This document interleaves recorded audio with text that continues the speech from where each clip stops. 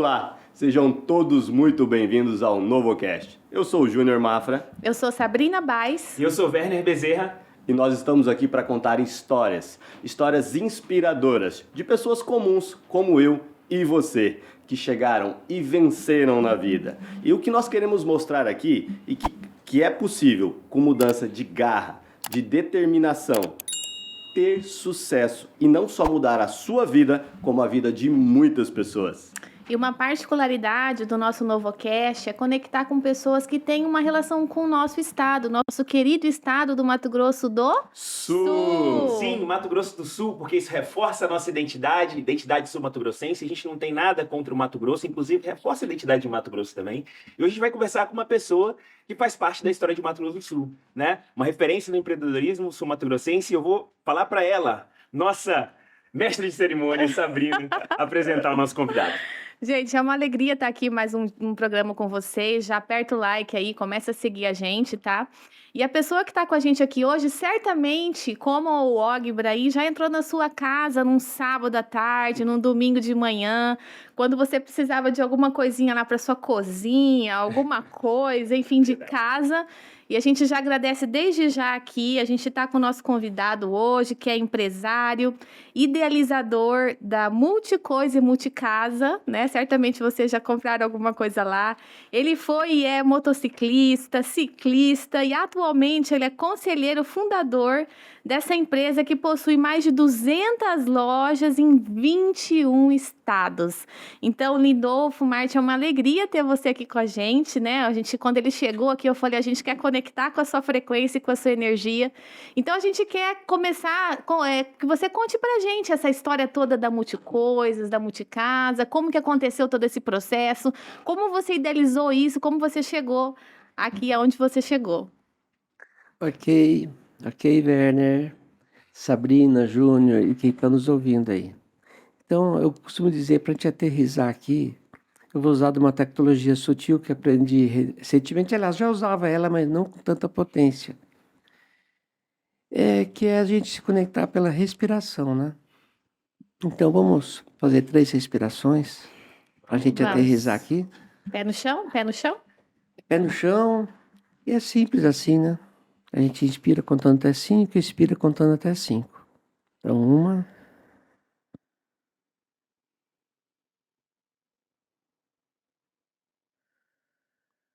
2,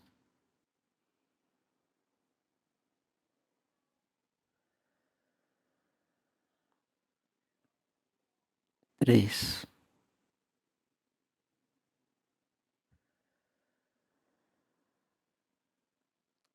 Percebe como muda tudo, né? Essa aterrissagem. Muito legal, né? Tô nova. Calma aí. Você dá uma desligada. Muito bom. Mas então, doutor, sendo resfriado, essa desculpa se dá uma tossidinha aqui de vez em quando. Mas vamos lá, a gente vai hoje fluir uma conversa aqui, gostaria que fosse uma conversa assim, que entregasse uma contribuição um pouco diferente de tudo que a gente ouve, tanto impactado por mídias sociais, né? Ainda ontem estava dando uma leve... Eu gosto de visitar outras mídias sociais, além dessas que eu gosto mais, que o Instagram. Eu estava lendo o TikTok.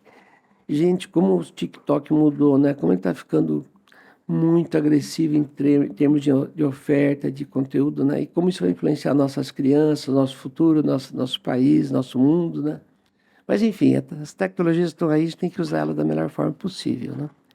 Então é isso, mas vamos lá para as perguntas, vamos à conversa aqui. Essa é uma boa forma, né, de usar a tecnologia, assim, de contar uma história, né, e distribuir, assim, se a gente viraliza né, essa história, enfim, a gente consegue impactar várias... E você fala muito sobre isso, né, sucessores e não herdeiros, né? Eu estava ouvindo, tem um livro do Augusto Cury, que ele fala, né, sobre a gente formar sucessores, pais inteligentes formam sucessores e não herdeiros, né? Boa. Eu acho que você fala sobre isso também. Boa. É muito legal essa reflexão. Ainda fazendo eu confesso assim, todo mundo vai ter essa jornada, seja com coisas de família, seja com coisas, se ele for sócio indireto ou direto, ou seja, com qualquer espécie de sociedade, né?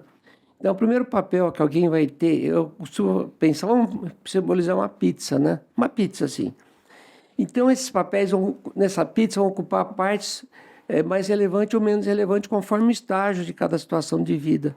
Então, a primeira situação, alguém ser herdeiro de alguma coisa. Então, vamos chamar papel de herdeiro, né? Se for o caso de uma empresa, ele pode se transformar num acionista.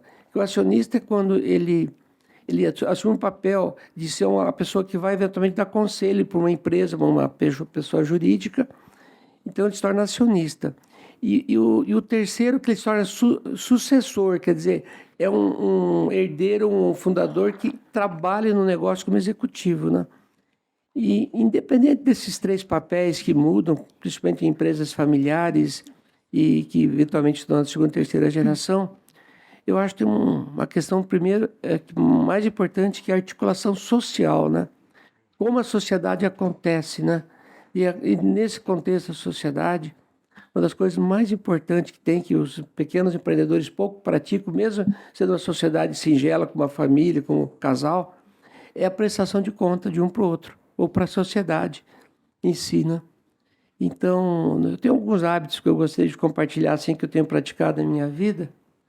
Dentro da empresa onde eu faço parte, por ter sido uma empresa que eu herdei como acionista lá na família de Maringá, de onde eu vim, é a prestação de conta anual, né, que tem que se fazer com os demais sócios, né? E, então, esse é um instrumento muito importante para a justa sociedade, da sociedade em si. Mas é comum os fundadores ou os herdeiros, principalmente quando já estão na segunda geração, eles ficarem muito numa saia justa nesse momento social, assim, de falar o que aconteceu durante o ano e como ficou, e coisas delicadas, assim, como vai ser minha retirada do meu prolabore, quanto a gente vai distribuir de lucro, se tiver lucro, né? Porque às vezes não tem lucro, tem que às vezes pôr dinheiro no negócio. Mas enfim, já entrei numa seara assim meio complicada de herança, de sociedade. Mas eu queria falar assim, na minha visão, as pessoas pensam que sócios são só aqueles acionistas diretos do negócio. Eu não vejo assim, acho que todo mundo é sócio indireto. O colaborador é sócio, o Estado é sócio, a comunidade é sócia como stakeholders de cada negócio. Então eu vejo as pessoas ficam muito preocupadas com a questão societária, até eu sou majoritário, não sou majoritário. É tão pouco relevante isso. O mais importante é que você tem um sócio de 0,1%, ele é sócio, tanto faz se você tem 99, alguma coisa, você tem que prestar conta. Então, é uma motivação bacana que eu deixo aqui para quem estiver ouvindo. Independente do tamanho da sociedade que você tenha, faça o exercício de vez em quando, de preferência uma vez por mês, e de forma mais importante, uma vez por ano, sentar e conversar sobre a saúde da sociedade. Porque, normalmente, essa conversa acontece no momento fora extemporâneo, fora do tempo. Já passou o time de você tomar uma decisão, de mudar uma estratégia, eventualmente tomar uma decisão desconfortável, assim, como, por exemplo, diminuir negócio, fechar negócio, diminuir despesa, ou ter uma estratégia de transformação para mudar o futuro.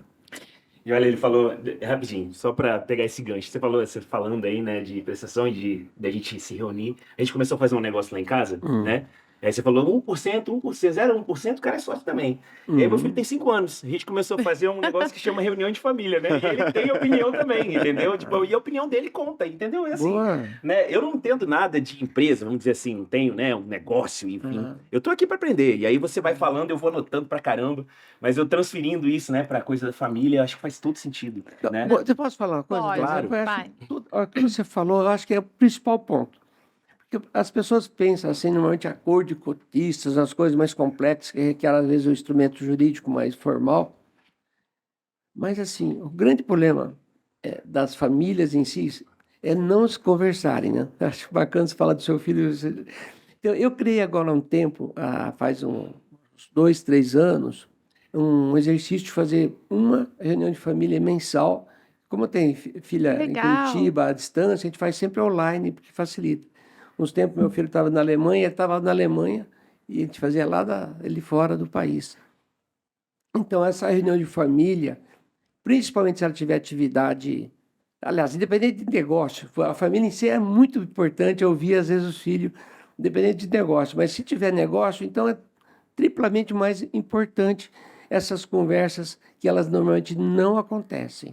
Tá? Não, e quando acontece numa hora errada, porque daí vem numa frequência errada, numa emoção errada, num momento inoportuno. E como diz aquele velho ditado, você erguer velas na tempestade, o barco pode virar, né? Né? Não, e pegando um gancho do que você falou, que todo mundo tem que ser um pouquinho de sócio, se as pessoas que trabalham, se trabalhassem na empresa, tivessem a cabeça de empreendedor, né, também, eu não sou ainda sócio, ainda não é minha, essa empresa não é minha, mas eu estou trabalhando como se eu fosse, como se fosse minha. Muda totalmente enfim, a relação e as oportunidades aparecem, né, quando a gente tem essa mentalidade de empreendedor, né, que é um estilo de vida, né, de novo. Nós temos um hábito, assim, é muita coisa, já de muitos anos, a gente compartilha diariamente o resultado do dia anterior para todo o time. Todo mundo sabe como está indo, tá? Então, isso é um hábito que a gente procura multiplicar nas franquias das nossas unidades, que você, só para fazer um... Você sabe que uma das formas de crescer que eu criei há muitos anos, nos anos 90, que é muito, só para rapidão, né? Multicasa foi criada em 78, a divisão do Estado. Quando eu vim lá de Maringá, eu sou gaúcho de nascimento, nessa época eu gosto de falar também de intenção, né? A vida é feita de intenção e ora a gente navega nas intenções de outras pessoas. Então, quando meu pai saiu de Santa Cruz do Sul, a intenção dele era dar uma melhor qualidade de vida para a família e por isso ele mudou para Maringá, Paraná. E lá eu trabalhei com meu pai até os 26 anos. Com 23 eu casei, com 26 eu saí de casa, vim para Campo Grande, porque as empresas, as ideias minhas não cabiam na empresa da família. Então eu falei, eu vou ficar aqui conflitando com meu pai, discutindo pontos de vista, vou fazer minha vida independente. E foi assim que eu resolvi vir para Campo Grande, Mato Grosso do Sul. Era a época de que dividiu o Estado tudo por se fazer. E daí meu pai emprestou um pequeno capital, que simboliza o valor de um Fusca, e onde eu comecei uma pequena loja, fiz as prateleiras, comprei madeira, um balcão com chapa de Duratex em cima, e aí comecei a multicasa. E é muito legal falar, assim, que nem o nome certo eu não sabia do estabelecimento, porque eu vinha de uma experiência, assim, de vender cinefoto, som, discos, móveis, cama, mesa e banho, calçados. Então era uma loja bem diversificada. E aí comecei um pequeno negócio aqui. E que nome eu ponho nesse negócio, né? Entrando na casa do meu tio, onde eu posava naquela estada, nem em hotel a gente ficava para economizar, né? E daí eu vi o desenho dos Impossíveis, né? Um desenho antigo. Tinha o Homem Mola, o Homem Fluido e o Multi-Homem. E foi aí que nasceu o nome Multicasa. Cara, eu ia... Onde surgiu esse nome? Eu tenho uma curiosidade. Não, foi. De onde surgiu esse nome? Que história legal, cara. Eu lembro desse desenho. E a loja ficava aqui na Rua Barbosa, 1901. Tinha um baixadão assim, naquela época era rua de duas mãos, os ônibus, os caminhões de... Tinha o córrego ainda ali na tinha o Fernando córrego, Correia. a vista, a massa ficava logo atravessando, tinha um matão logo. Nunca me esqueço, quando construí aquele conjunto da Rua Barbosa, começaram a aterrar lá, porque tinha um brejo lá do lado. Daí, minha casa, eu aluguei essa casa da dona Laura Aracaque. Ela tinha uma banca assim no mercado municipal. E você vê como é relevante, assim, você passar uma frequência de confiança para as pessoas, né? Total. O dia que eu vim para cá, na verdade, eu vim com meio expectativa. Uma história um pouquinho mais longa, só dando uma Não, pode falar, pode falar. Vamos lá. A gente gosta de história. Um pouquinho mais longa, assim. Eu trabalhava com meu pai, recém-casado. Daí, um belo dia, eu falei, pai, eu posso tirar umas férias um dia com um amigo que está indo para a praia? Ele falou, eu nunca tirei férias até hoje, porque você precisa de férias, né? Daí ele comentou, de mais a mais, o teu cunhado, Arno, está indo para Campo Grande, você não pega carona, vai dar uma olhadinha lá. Foi assim, o comecinho foi assim. Você vê, olha que coisa, como uma intenção, nem sempre tem uma motivação assim, uau, uma ideia, não foi assim. Daí eu falei, vou sim, vou de carona. Era uma viagem rápida. Daí, quando eu atravessei a ponte do Rio Paraná, isso nunca me esqueço, era um Passat cor de mel, aquilo é cor mesmo, Passat. Atravessei a ponte Rio Paraná, pus o pé na frente e falei, vou entrar nesse estado com o pé direito, né? Olha. Daí, olha que coisa interessante. Daí, ele tinha ele tinha uma empresa que vendia óleo perto do mercado municipal, aquelas latas de óleo de soja da Companhia Norte Industrial, não existe mais. Daí, eu tinha já procurado algum ponto e tinha visto um ponto nessa Rui Barbosa, da Dona Laura, e ela trabalhava na Banca 100, era no mercado municipal. E ela tinha uma situação muito interessante. Ela tinha construído um predinho, ela morava numa casa de madeira do lado, e era tudo que eu precisava. E ela queria morar em cima do predinho, né? Era a Rua dos Aeroviários com a Rua Barbosa, né? Olha aqui, lembro bem desse endereço. Daí eu cheguei para conversar com ela, falei, Dona Laura, eu queria alugar a casa da senhora, mas eu sou recém-casado, estou começando minha vida. E olha que incrível, eu não sabia nada de mim, nada. Daí o marido dela falava japonês, assim, era brasileiro muito, não falava bem, porque eu acho que ele era imigrante recente. Daí o marido dela falou, Lindolfo, aqui, muito bom, vem para cá sim, vem para cá sim. Falei, meu Deus, como eu confio num cara que está vindo para cá, para dar casa. E foi assim, mas eles deram esse voto de confiança, eu morei na casa dela, é uma casa de madeira, essa casa que existe até hoje, essa casa, né? E daí comecei a multicasa. E na primeira semana, daí eu fiz um balcão, uma prateleira, a pretensão, coloquei lá, assim, estava escrito na loja, material elétrico, hidráulico, cine, foto, som, toalhas, discos. Era uma miscelânea, um pouquinho de cada coisa.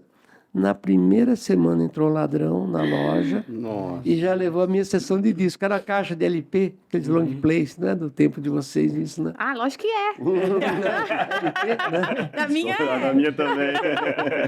Na primeira semana entrou o ladrão lá, ele já levou toda a sessão nossa de disco, já eliminei a sessão, daí eu especializei em elétrica e hidráulica por força do destino.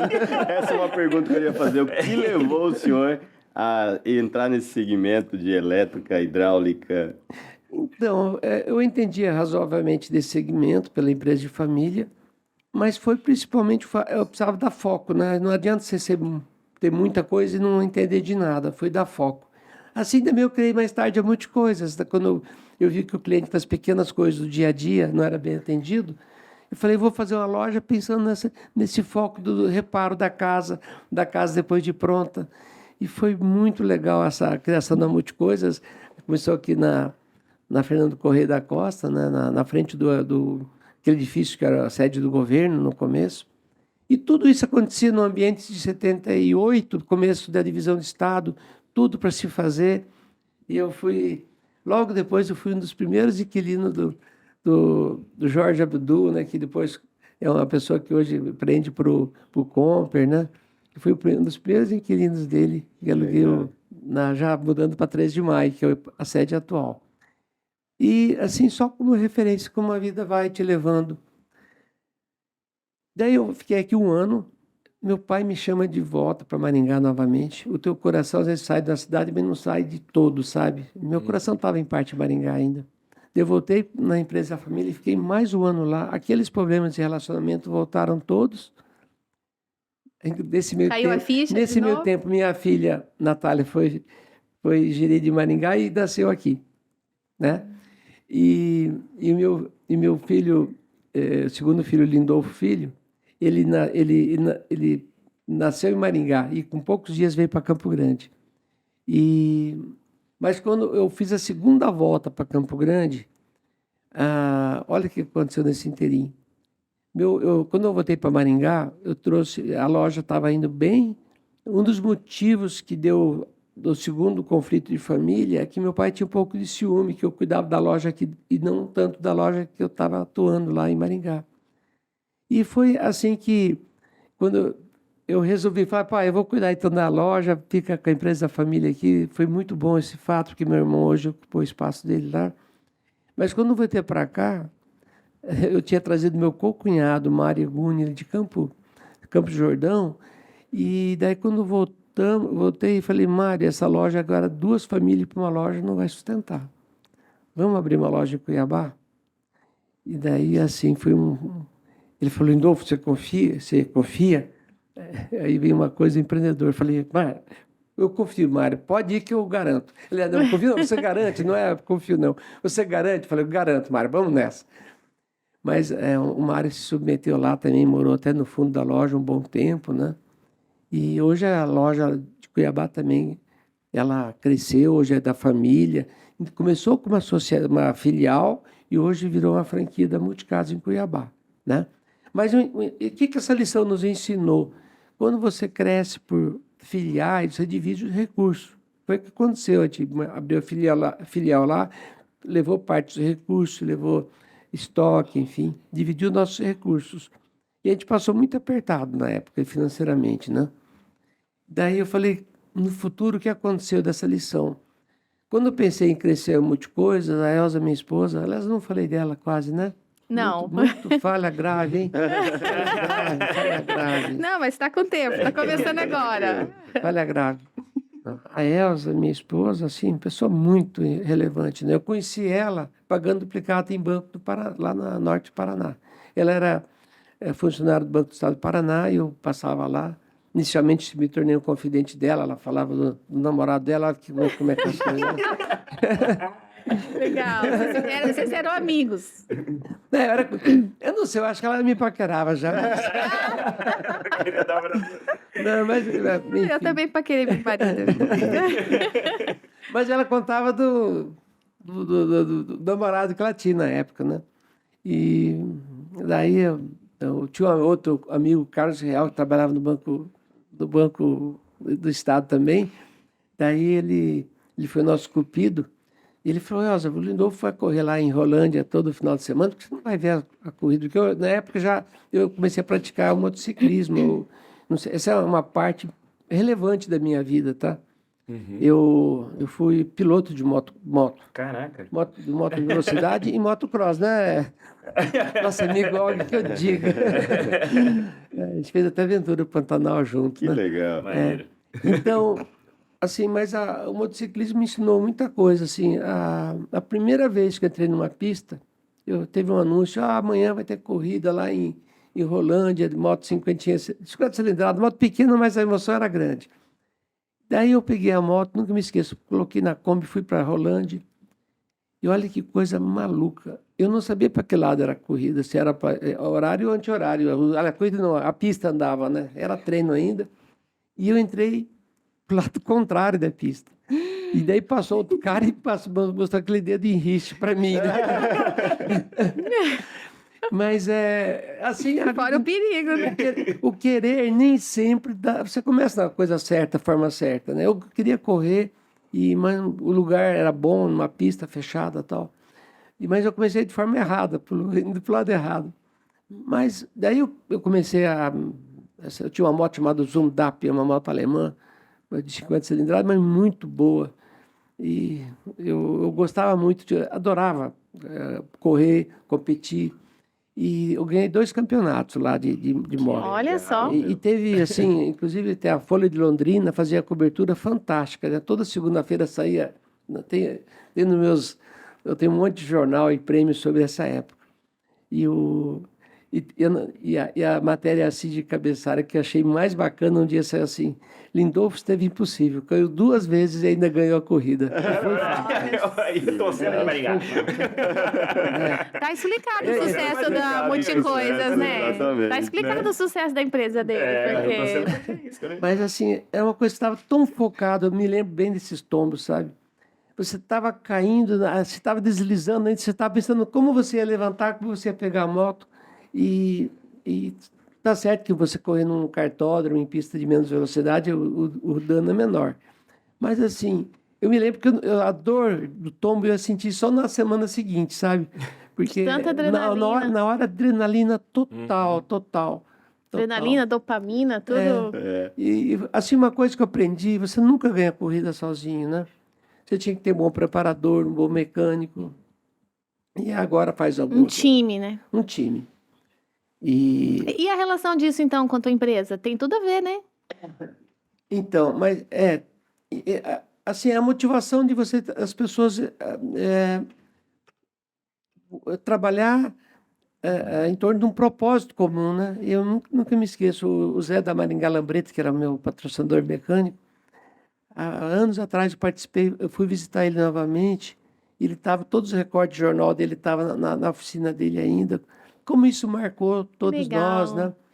E tinha os jobber que preparavam no escapamento, os tanques de fibra, as carenagens. Então, era fazer coisas assim que vocês tinham que recursos de pessoas. E na Multicoisas também aconteceu muita coisa de decisão, assim, de você precisar de pessoas que você vai fazer coisas que os teus recursos não são o suficiente.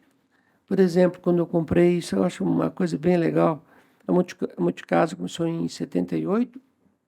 Em 80 a gente começou a informatizar a empresa. Não existia microcomputador trabalhando para fazer venda no Brasil, né? E eu comprei um computador, o CP500, e olha que interessante.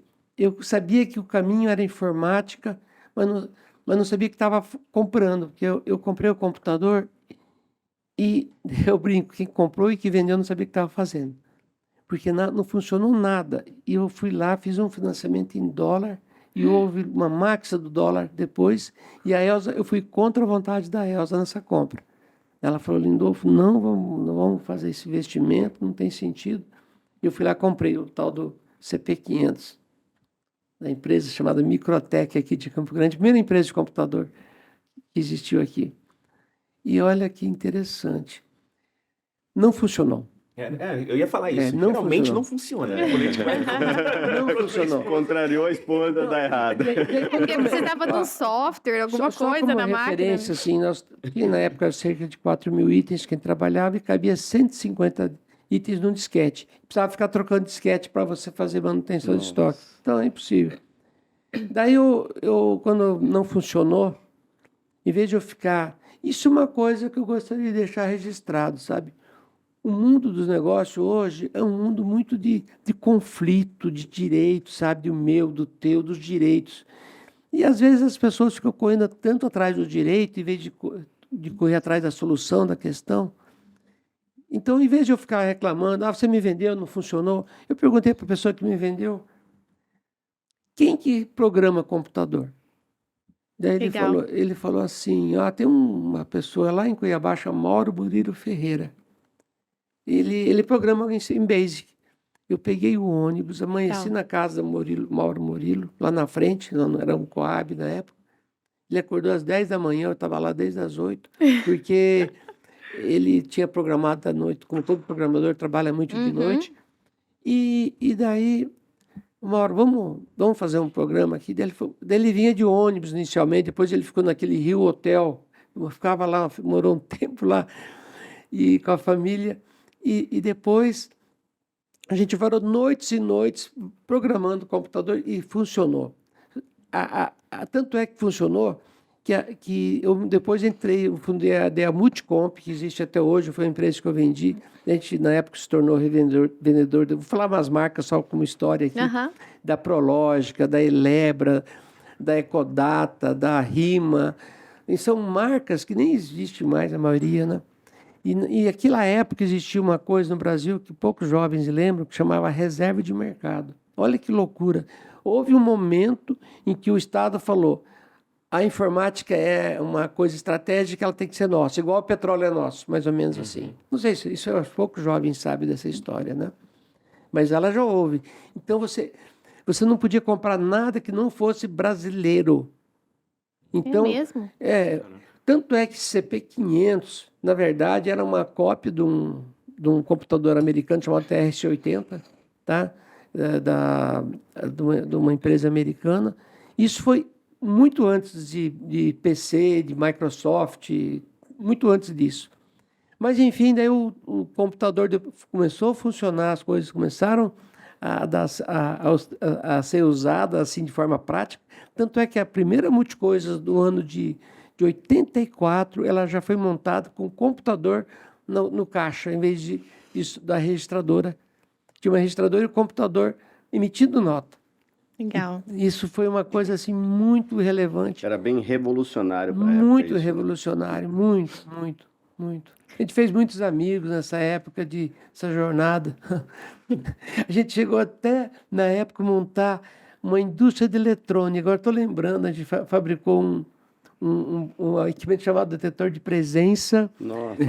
Fabricamos um alarme chamado Amigão. Olha, tô lembrando aqui depois. Nossa. O Lindolfo foi sempre muito empreendedor, né, Lindolfo? Sempre com pessoas assim, teve o Edmar, que pedalo com ele até hoje, ele trabalhou nesse projeto.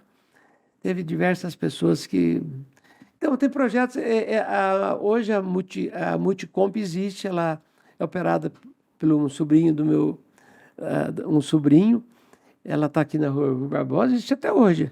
Até hoje existe a Multicomp. Tá? E houve também uma época da Casa Informática, que a gente vendia informática. Então, o mundo mudou muito, muito. Aliás, eu acho que uma empresa... Eu gosto muito da palavra do servir da empresa. Se ela não inventa o seu servir, se ela não se reinventa, porque o seu servir, ele... Tá no meu Instagram, tem até um textinho sobre isso. Às vezes o seu servir, com a mudança do mundo, ele deixa de ser útil para as pessoas, deixa de ser necessário. Então, você tem que reinventar o seu servir, porque senão você vai simplesmente não ser mais necessário para as pessoas.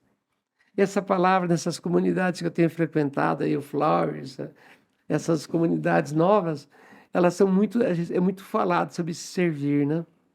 Muito falado também sobre tecnologia sutil e outras coisas, né?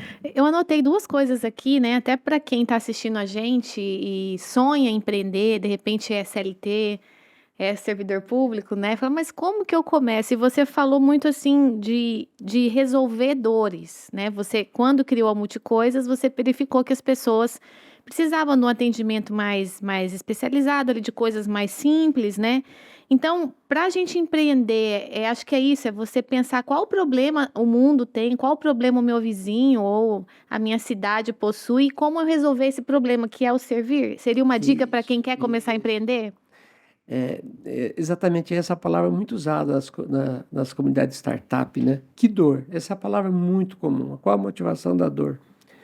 Mas eu queria só fazer aí de onde vem esse servir? Se ele vem do ego ou se vem do coração, da uma intenção verdadeira. Legal. Porque a grande parte disso vem do ego, tá?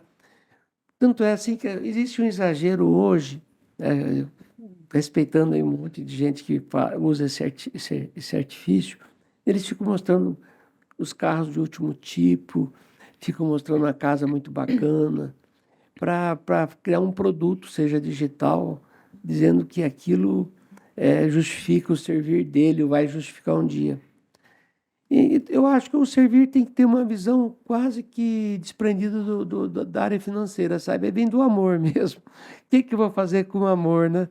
Com gosto. Eu gosto muito do pessoal da cantina romana, está na 3ª geração hoje, não sei se você sabe disso, né? Aliás, é um pessoal bom para vocês entrevistar Aí, aqui. ó, ajuda a gente. Fala da gente lá para eles. O pessoal lá, hoje, é Tony, né, se não me engano o nome do... Já anotei aqui. Eu tenho que ver direitinho o nome. Mas é um pessoal muito bom da 3ª. Ó, que coisa engraçada. Foi fundado no mesmo ano da Multicasa, tá? Que foi 78. Legal. Esse ano é um ano meio forte aí, não. Eu sou de 79. Número da sorte. Número bom.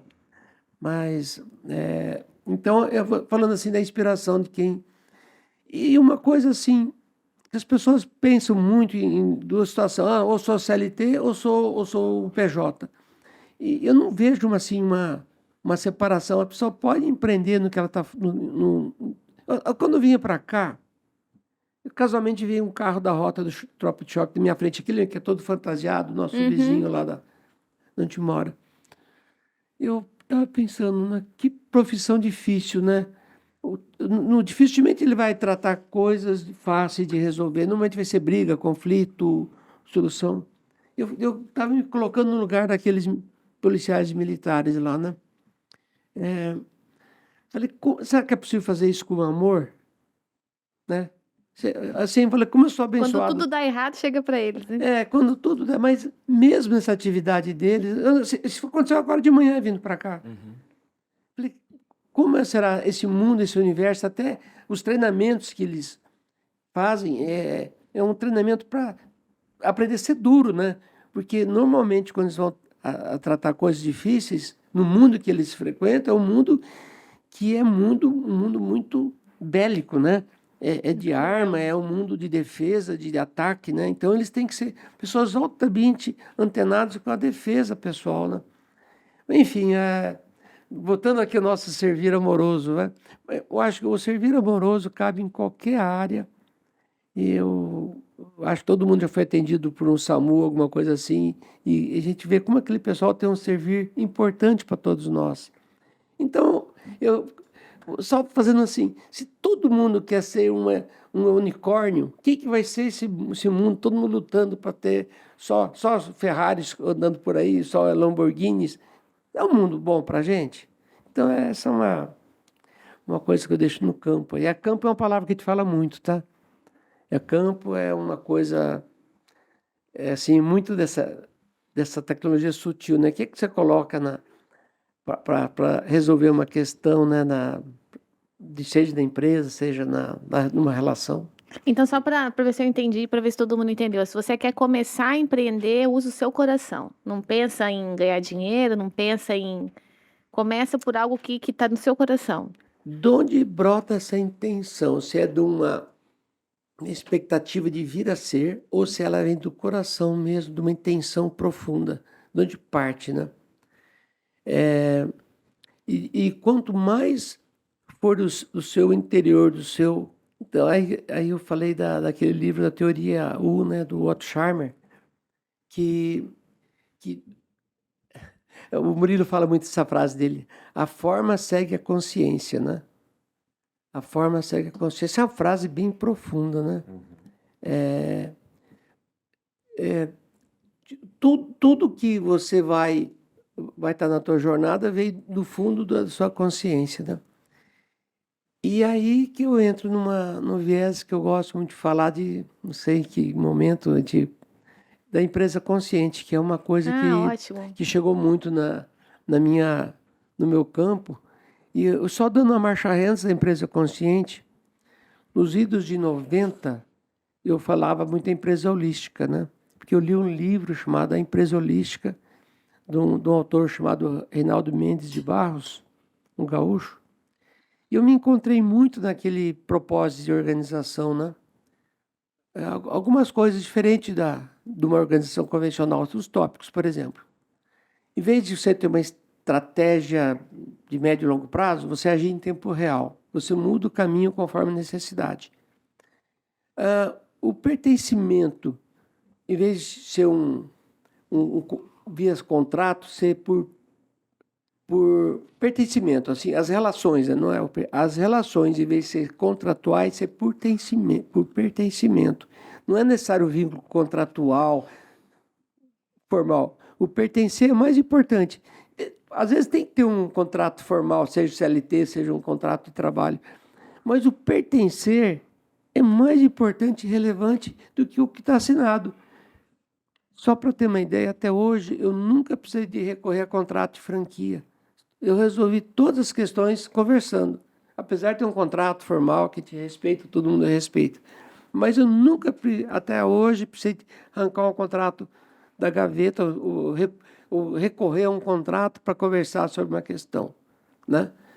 Assim poderia ser também nas relações de casal, de namoro, de sócios, né? Enfim, mas o mundo, né? Eu sei, principalmente quando você está discutindo questão de herança, não vai muito por aí. Mas mesmo que haja uma situação como essa, eu acredito que se houver uma situação de conversar antes de conflitar, da empresa consciente, sim, propósito de uma empresa consciente, o que é? Primeiro seria tornar assim, de forma meio genérica, tornar o mundo melhor, né? Melhor que a gente está recebendo, né? Uma preocupação com a sustentabilidade, o planeta em si, né? Todos nós interagimos com a natureza, com nuvem, com árvore. Até vindo para cá, eu estava olhando uma árvore que nasce no meio da pedra e como ela interage com tudo. E Eu tenho umas araras que me visitam quase diariamente. Eu vi no seu Instagram. Ela tem que achar a frutinha para comer como ela... Então, eu estou conectando isso um pouquinho com uma visão que bateu muito no meu campo sobre o lixo, né? Eu já me envolvi muito no passado com a cooperativa de catadores de lixo. E como era uma comunidade que eu gostei de me relacionar, sabe? Mas isso, nos últimos tempos, acabei me desconectando dessa matriz. Mas eu acho que o lixo é uma coisa muito importante, a gente olhar como a gente está tratando ele, sabe? Que o planeta, você joga uma coisa no lixo, aquilo vai para um lugar, não vai sumir no mundo, né? Então, da empresa consciente, a sustentabilidade do planeta é outro tripé importante.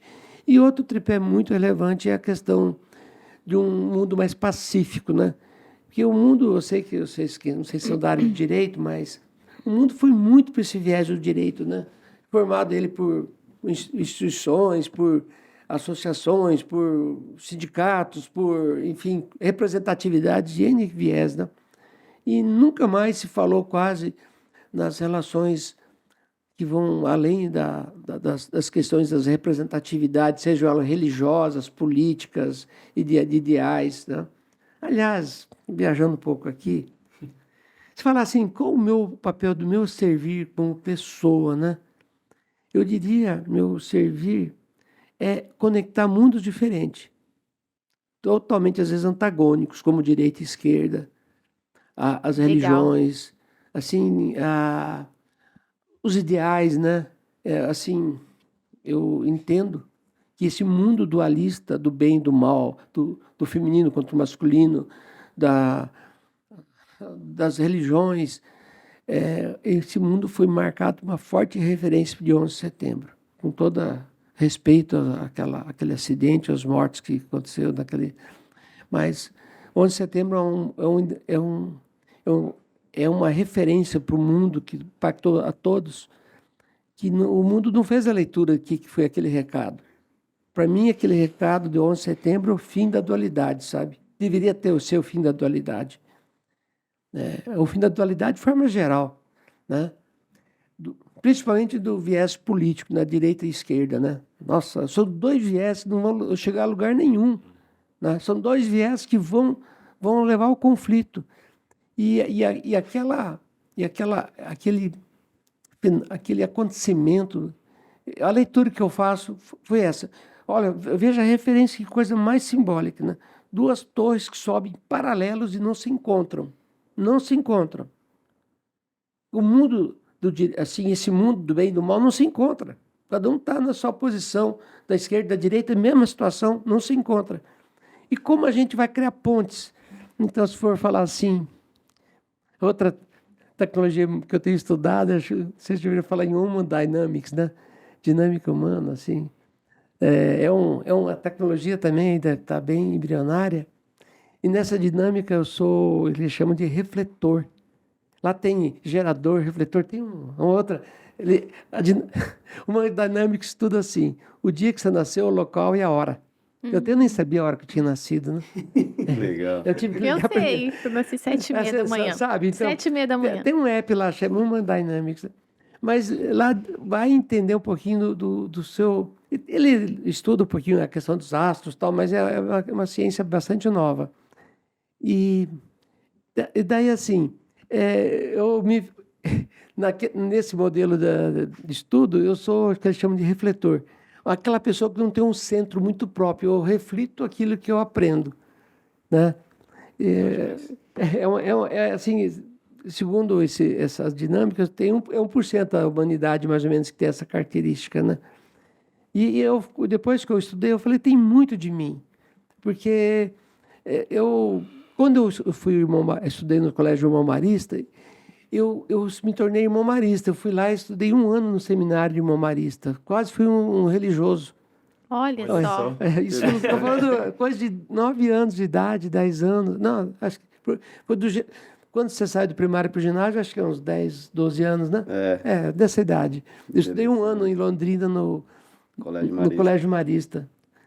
Quase eu fui irmão marista. Pega aqui na minha mão. Eu sinto como ele, assim, sabe essa coisa Não é você ser no centro, é você não levar para essas coisas radicais e você Aham. pensar em você, né?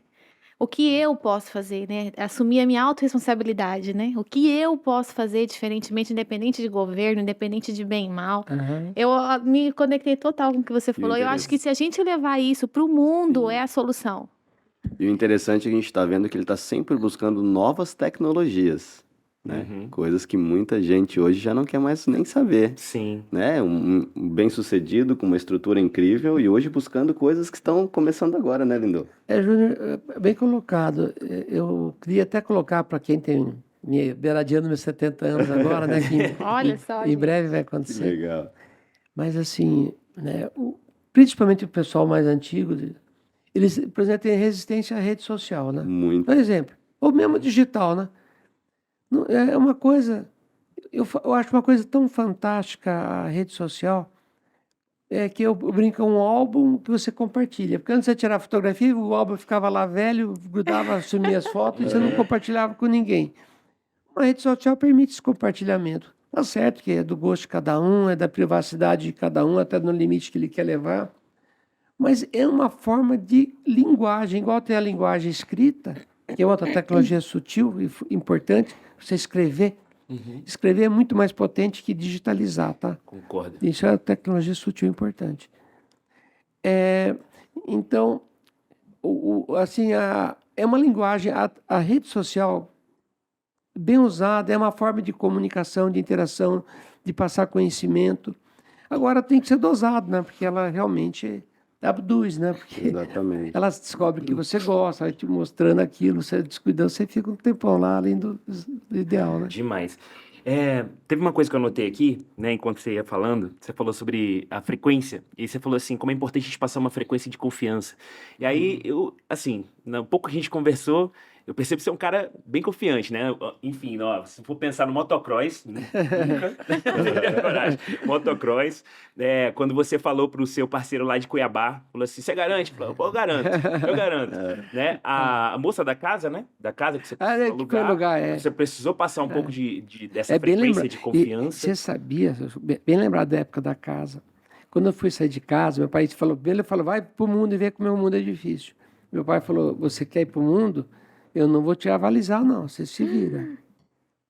Não teve nem aval. Eu tive que recorrer a um tio que me avalizou. Então, o começo da vida empreendedora, mas acho que é legal.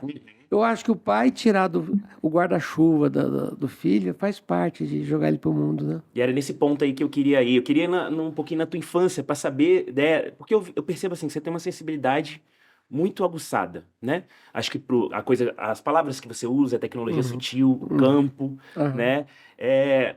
Da tua infância, assim, o teu pai tem muito disso no que você é hoje, como você enxerga o mundo hoje? Uma coisa, falando em tecnologia sutil, assim, uma coisa que eu gostei muito de estudar foi constelação familiar, sabe? Eu também. Achei muito potente constelação familiar. É uma terapia, assim, de uma objetividade muito rápida. Tá certo, tem consteladores e consteladores, mas de uma forma geral, assim, me impressionou muito. Estou falando porque eu tinha, falando em pai, tinha umas coisas que eu trazia do meu pai que eu estava repassando com meu filho. Que eu não sabia, eu estava reproduzindo uma questão que eu tive com meu pai e com meu filho. Isso é muito comum. Criança ferida, todo mundo tem, tá? Por melhor pai que tem do mundo. Todo mundo vai ter uma criança ferida dentro de si para ser curado, tá? Independente da maravilha que foi a educação, a formação da pessoa. E então, assim, eu falei agora de constelação familiar porque eu li o livro do autor chamado Bert Hellinger, né, um alemão. Quem criou, né? Constelação. Olha, é uma leitura que vale a pena. Ele é um ex-padre, né? Assim, é uma leitura de um livro que eu gosto. Qual que é o livro de novo? É Minha História, é a biografia dele. Tá. Eu acho que é Minha História, Minha Vida, é uma coisa assim. Eu gosto muito de ir na fonte do conhecimento quando você começa a estudar alguma coisa. Como eu comecei a fazer uns cursos lá desse tema, aliás, eu comecei a fazer o curso de constelação empresarial. Ai, que legal. Porque o fenômeno, às vezes, de coisa mal resolvida, que se traz numa organização, é uma dor, às vezes, que também vira na sociedade. É diferente que na constelação familiar, aí chama de o tripé da hierarquia, né? É ordens do amor, hierarquia tem só o tripé. Na constelação familiar, você nunca vai desligar a questão da hierarquia do tempo. Você, de um pai e uma mãe, seja que você conhece ou não conhece, o teu pai e tua mãe, mas vai ser pai e mãe a vida toda, queira ou não queira. Tá? Então, na relação empresarial é diferente, você pode desligar, eu posso deixar de ser sócio. Então, essa é a diferença quando constela uma empresa. Mas uma empresa, às vezes, traz algumas dores, algumas não curas. Das pessoas. Às vezes, uma morte que aconteceu com um colaborador que não foi bem resolvida. São coisas desse tipo, né? É muito interessante. Inclusive, na área de direito, estão usando bastante agora, tá? No tribunal, né? Estão usando. É uma coisa muito avançada. Eu achei que a área de direito, uma área tão pensada sempre na estrutura do direito antigo, né? De onde veio, e trazer uma coisa. E eu percebi, assim, que às vezes traz resoluções muito mais rápidas para algumas questões que se for só na estrutura do direito convencional, né? Eu tenho uma história de constelação familiar. Com menos de um mês de terapia com constelação, em 40 anos de conflito com meu pai, eu resolvi toda a situação. Maravilha. Alcoolismo envolvido, e eu cobrava do meu pai, julgava, achava que ele me devia um perdão. E quando caiu minha ficha com a constelação, Maravilha. eu olhei para ele e percebi a força que ele tinha, tudo que ele tinha feito era o que tinha que ser feito. É lindo, é o que eu conto no livro também. Você está contando aqui, meu coração está batendo forte aqui. É poderosa a constelação familiar. Então, deixa só assim. Hoje, as pessoas falam muito a palavra ciência. Eu acho que a ciência virou uma coisa tão plataforma. Eu fico, às vezes, ofendido. Eles usam a palavra ciência de uma forma tão errada hoje, que parece que tudo que é uma coisa meio não provado de forma física não tem valor. E o Murilo Gun fala muito sobre isso, né? Que a onda de Wi-Fi você não vê, o Bluetooth você não enxerga, a onda, há muitas coisas que não enxerga e são coisas que influenciam aqui, o som vai transmitido, vai ser gravado. Então a tecnologia sutil está muito nesse viés. Então tudo isso que a gente falou de constelação familiar, de Human Dynamics, eu não falei do Kim, mas o Kim é o assunto do estudo do tempo, né? Um pouquinho inspirado na visão do tempo maia, né? Dos maias que estudaram muito o Kim. Que, só falando um pouquinho bem rapidinho, né? O tempo gregoriano foi fundamentado pelo padre Gregório, o Papa Gregório, exatamente, né? Mas não é o tempo natural, essa é a palavra, tá? Não é o tempo natural da vida, não é o tempo natural. O tempo natural, ele obedece outra ordem, que não é essa ordem gregoriana, né? Então é isso. Mas ainda sou neófito, como eu falei nesse tema, não vou aprofundar muito, não. Eu só sei que tem um termo, eu sou semente, como é que é? Semente, não sei o que lá, amarela. Tem os nomes que eles têm. Você gosta muito de ler, né? Gosto. Geralmente quem gosta muito de ler, quando você pergunta, um livro preferido, um livro que mudou sua vida, é difícil. Mas assim, se tivesse um livro para indicar, assim, sabe? Eu particularmente, assim, eu teve alguns livros que um até está bem vinculado ao que eu fiz como franquia, né? Eu li a história do McDonald's, que me marcou muito, porque o que é uma coisa que você faz com padrão em escala, né? Eu li a história do McDonald's, que virou, por sinal, um filme, né? The Founder. Para mim, ele marcou como eu ganhei uma consultoria dos consultores de franquia, né? O Xerto e o Riso, na época. E foi um livro que marcou muito como visão de franquia, né? E eu li, assim, A Empresa Holística é um livro que não é mais editado, eu encontro ele usado, que é um livro que marcou muito. E agora estou lendo Uma Nova Consciência, daquele autor do Poder do Agora. Eckhart Tolle. Isso, exatamente. Eckhart Tolle. Ele mesmo. Estou lendo Nova Consciência e estou lendo agora também esse livro A Teoria U, do Otto Scharmer. Murilo Gun fala bastante do Otto Scharmer. teoria, eu gosto também muito de ler sobre livros de empreendedores, né? eu li a do Elon Musk, o livro, que é uma pessoa... Para mim, Elon Musk hoje é o Steve Jobs vivo, né? Tá É vivo verdade. aí. Eu gosto também muito de ler, às vezes não é, a leitura do livro cada vez está mais restrita hoje em razão do tempo, né? Então eu gosto muito de ver, às vezes, documentários, vídeos de empreendedores também. Legal. Deixa eu amarrar. Quer falar, Júnior? Pode ficar à vontade. Eu queria depois amarrar. falo. Como que você conecta todos esses assuntos que você falou aqui, que às vezes tem gente que está assistindo a gente que vai procurar no Google depois porque nunca ouviu falar. Como que você leva isso para dentro da tua empresa? Tem uma trilha de liderança? Como que você... Porque tudo que você falou aqui é muito rico para o desenvolvimento pessoal, para a gente sair da fase que a gente está e mudar de fase, mudar... Como que você leva isso para dentro da tua empresa relacionado às pessoas? Sabrina, eu vou te falar uma coisa do coração, assim, nem sempre a empresa que o empreendedor cria ela vai estar representando aquilo que ele sonhou. Isso já aconteceu comigo. Tá? Chegou uma época, eu falava, essa não é a empresa que eu sonhei.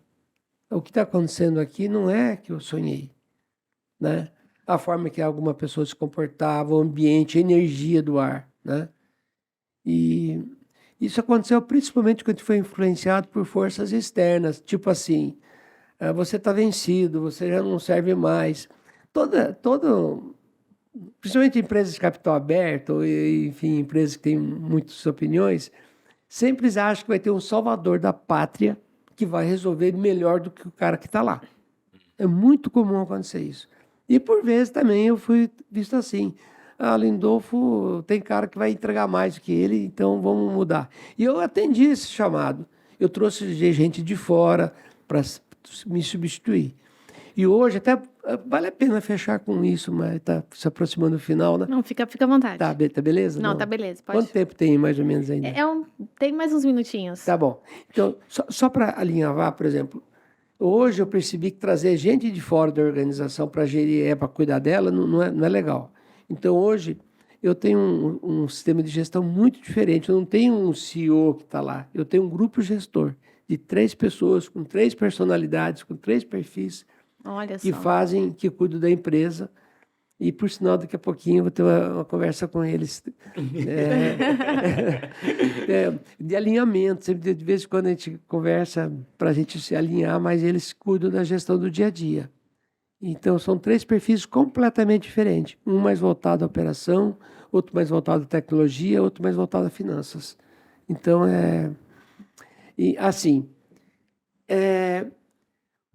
uma das coisas importantes, até teve um evento recente, a trilha da liderança nossa, a gente percebeu que a gente fazia muito evento voltado aos franqueados, ao externo, não ao interno. E uma coisa relevante, toda mudança... Você melhora o mundo melhorando o teu mundinho primeiro, do teu interior. A gente, né? Então, eu falei, caramba, eu nunca, fazia anos que eu nunca tinha reunido só o nosso time de liderança interna. A gente fez agora recentemente, no nosso multigrêmio, um evento agora de 2 dias, onde a gente fez uma roda de conversa, onde a gente contou a história, e foi uma roda da grama, assim, foi bem legal, foi bem... A gente chama de tecnologia sutil, aterramento, tá? Contato Por com a o pé no terra. chão. Pé no chão. E daí a gente, depois, no outro dia, teve uma vivência entre eles, e ontem, a gente tem um grupo, que tem um pessoal que opera com a gente, chamado da Open Leaders, que a gente tem uma mentoria externa para nos apoiar nesse processo de cultura, né? Porque a cultura da empresa nem sempre vai ser aquela que a gente sonha, que idealizou. Mas hoje eu acho que de todo o nosso momento, é um dos melhores momentos, assim, principalmente de maturidade da consciência da empresa, sabe? Valores. De resultado, todo mundo está passando por muitas transformações que você tem que cuidar muito do dia a dia, porque está tudo muito difícil, né? O dinheiro está muito caro, o juro está muito caro, a competição está muito grande. Todo mundo, a gente recebe hoje uma competição enorme da China, né? Porque a China, principalmente essas plataformas de marketplace, né? E assim, até eu acho que nós precisamos, principalmente do pequeno empreendedor, entender que não só no digital tem oportunidade, mas tem também na vizinhança, no relacionamento. E sim, que o relacionamento da vizinhança se conecte digitalmente é importante. Mas não entender que todo mundo... vou me dar bem se eu entrar num mundo digital de marketplace. Eu até coloco um alerta. Marketplace, por tal do seller que está lá dentro, dificilmente vai ser um bom negócio. Olha, isso fica para quem está me ouvindo aqui. Seller dentro do marketplace, a longo prazo, dificilmente vai se dar bem. Porque se ele não criar conexões relacionais com a comunidade dele, o mundo digital é muito efêmero. Eu acho que para o varejo é muito ruim, não só a seller em si, né? O marketplace para o varejo, a longo prazo, ele não é uma ferramenta muito viável, assim. Não, o marketplace, assim, eu entendo, é uma ferramenta importante. A gente usa, por exemplo, uma plataforma muito bacana lá em algumas capitais, chama Rappi, né? Sim. Sim. É mais rápido. Mas ele é uma plataforma que usa a sua marca como você aparece e você conecta com muita conveniência. Mas eu estou colocando isso um pouquinho como um alerta que tem muita gente investindo muito dinheiro nesse viés. Bom, como tudo que você semeia muita semente, algumas nascem e vão se dar bem. Gostaria que seja uma delas. Mas eu acho que tem que criar muito... No marketplace não existe praticamente marca, existe só commodity, né? A tendência é ser tudo comoditizado, né? Então, eu só coloco assim, ter muita sabedoria nessa decisão. O pequeno, médio empreendedor, como eu uso sim o digital, eventualmente algum marketplace que não de convencional, para mim conectar com o meu cliente, porque o meu cliente novo é digital, não tem jeito, né? Passei esse dia na frente do Tonini, Colégio Tonini aqui, andando a pé, e vi toda aquela moçadinha de 10 anos, 12 anos, 14, tudo com celular na saída do colégio. Então, essa comunidade, ela vai conversar digitalmente. Mas eu só queria colocar assim, pensar mais, eu gosto desse termo, na unicornização do mundo, mas na sutilização do mundo. Como eu crio formas de criar valor, servir de forma mais sutil, mais próxima, que use o digital também, mas que não seja só essa visão do digital, da escala, que eles chamam muito da crescimento exponencial, outra palavra muito, vão crescer exponencialmente. Gente, se o mundo todo quer crescer exponencialmente, esse mundo vai ser saturado muito rápido, Muito né? rápido. É isso. Então, assim, uns contraditórios assim, que eu gosto de conversar, né? Exatamente. E a coisa também, se o pessoal fala assim, o cara tem representatividade, se ele fatura X milhões, se tem X lojas, se tem X carros, se tem X casa bonita. E não é isso, eu acho que tem que ver o serviço de cada um, o valor que ele entrega para o mundo. Se o mundo não tiver as abelhinhas lá fazendo a polinização, não vai ter flor, não vai ter florada. Então, eu queria que o mundo pensasse mais em ser umas abelhinhas para colaborar e para polinizar coisas boas, né? Hoje as pessoas veem muito o que eles têm, não o que eles são, né? Isso é muito complicado. E isso realmente atrapalha. E eu vejo que a sabedoria que o senhor traz para nós aqui é incrível, porque era para ir para a praia, seu pai falou não, vai para Campo Grande. A sabedoria de ouvi-lo fez com que acontecesse tudo isso, que talvez se não tivesse ouvido o seu pai indo para a praia, não estaríamos aqui conversando sobre tudo isso. Muito interessante. Antes da gente partir para a pergunta final, rapidinho, você, com essa conexão que você tem feito de mentorias, principalmente com o Murilo Gun, ele é muito expert em criatividade, né? E eu vi que uma das suas forças principais de caráter é a criatividade. Deixa uma dica para a gente aí, para quem se acha pouco criativo no seu dia a dia, como que você trabalha esse processo de criatividade? Muito bom. Só falando um pouquinho dessas comunidades, eu tenho frequentado muito o pessoal da Startse, né, lá o Júnior Bornelli, né? Legal. Eu estou no 3º ano da jornada com eles.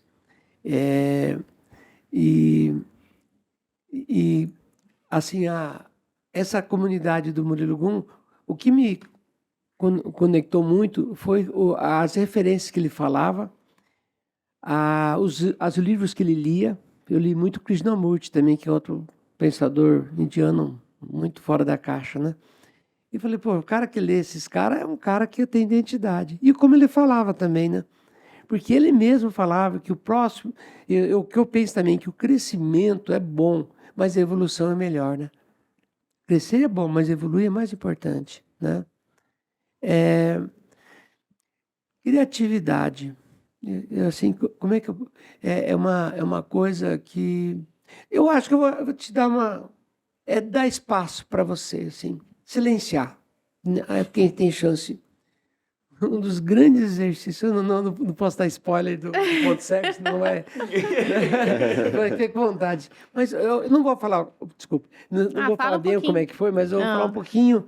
Um dos grandes exercícios que eu fiz nesse processo, eu queria fazer um convite para quem estiver ouvindo, tentar chegar num lugar na natureza bacana, que seja embaixo de uma árvore, num ambiente que se conecte com a natureza. E tente ficar, vou sugerir um tempo, vou dar uma ideia de tempo, 4 horas, pode ser, 4 horas. Você com você mesmo, sem sair de lá. De preferência que não tenha pessoas do lado. Tente, sem celular, sem caneta, você e você mesmo. Tente ficar 4 horas, foi um dos grandes exercícios que eu fiz ultimamente, hein?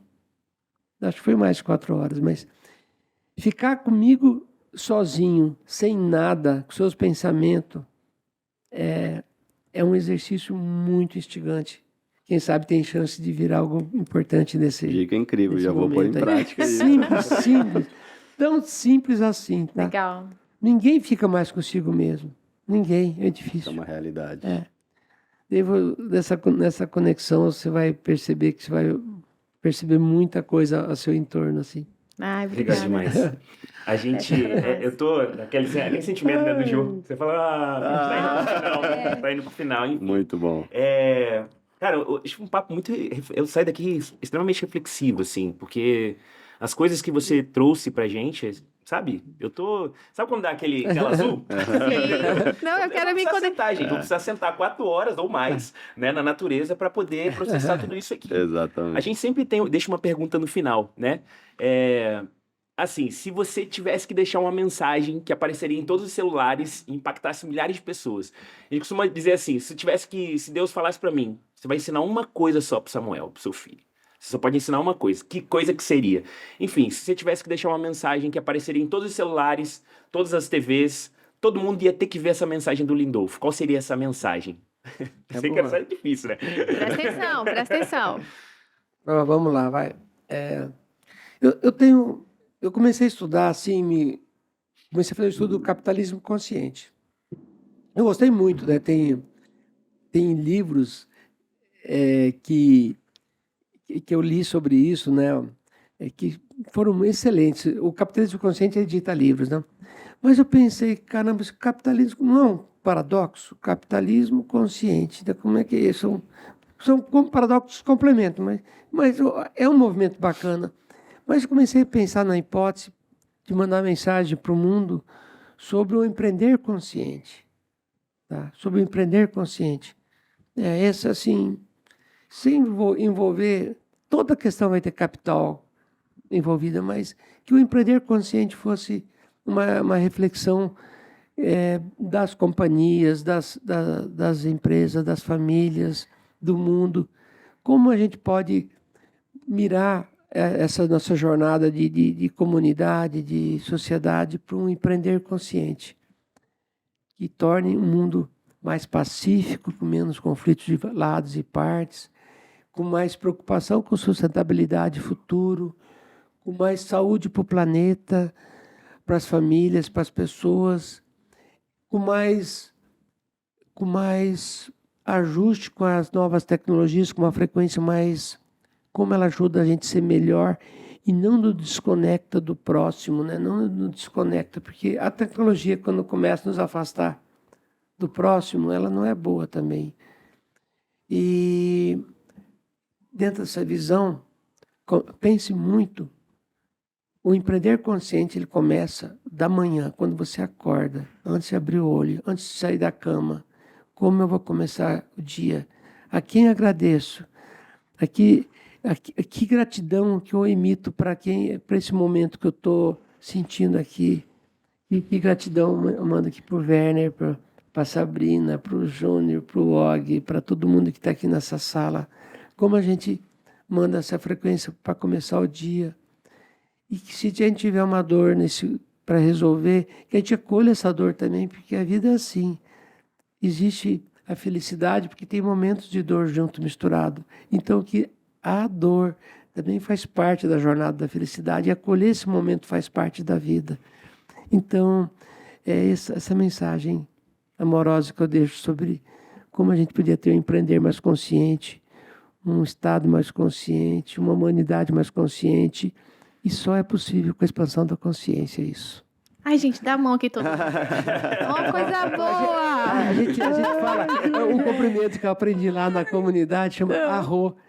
Eu não sei bem o que é arro, A-H-O, arro. Arro, mas é uma potência que tem muito grande aqui no Brasil. Arro. Que delícia, gente. Muito bom. Gratidão, Lindolfo. Gratidão, Og, que falou, não, vocês têm que conversar com o Lindolfo, por você estar aqui com a gente, né? Assim, o tempo todo meu coração ficou bem acelerado aqui. Olha, só gratidão, pessoal. Não perca esse programa, segue a gente, dá um like, vai ser uma experiência incrível conhecer esse outro lado, né, do empresário, né, porque às vezes a gente conversa muito de negócio, não. Acho que a mensagem que o Lindolfo deixa é, gente, nós somos pessoas, vamos olhar pra gente, para depois a gente olhar para quem está do nosso lado e tudo começa a conectar melhor, né, Lindolfo? Gratidão, gente. Obrigado. Vocês querem falar alguma Obrigado, coisa? meu amigo, foi muito bom. Foi uma jornada interior, foi muito legal, muito legal. Ó, gente, compartilhem quem precisa dessa mensagem, curtam, vamos viralizar vamos usar essa tecnologia de uma boa forma, certo? É isso aí, gente. E traz o Murilo Gun aqui para Campo Grande. Vamos fazer alguma coisa. Vamos ver. Vamos ver. Né? Vamos, Murilo Gun, sim. Valeu, Lindolfo. Quer deixar Obrigado, Lindo. Valeu. Valeu, gente. Até a próxima. Tchau. Muito legal. Muito bom, Lindo.